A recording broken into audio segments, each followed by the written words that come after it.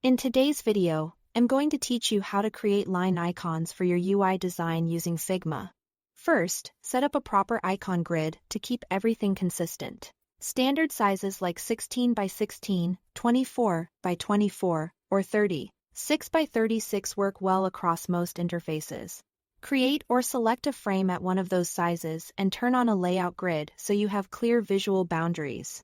Using a standard grid ensures every icon lines up neatly and feels cohesive with the rest of your UI, no matter where it appears. Now it's time to draw. Use the pen tool, shortcut P, for custom paths and unique shapes that give your icon character. For basics like squares and circles, use the rectangle and ellipse tools. Combine multiple shapes to build your idea, and keep everything centered within the grid as you go. Use alignment tools to center horizontally and vertically, and rely on snapping for crisp placement. Small adjustments at this stage make your icon read clearly at tiny sizes. For stroke settings, use strokes only, no fills. Line icons depend on clean, even strokes to communicate clearly without extra weight. Keep the stroke thickness consistent across every part of the icon and make sure it stays below 1 or 2 pixels, depending on the size of the grid.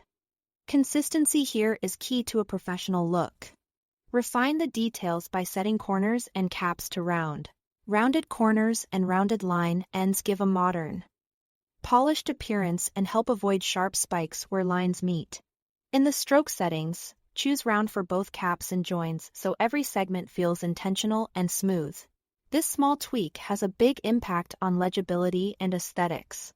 When your icon is built from multiple shapes, select everything and use flatten.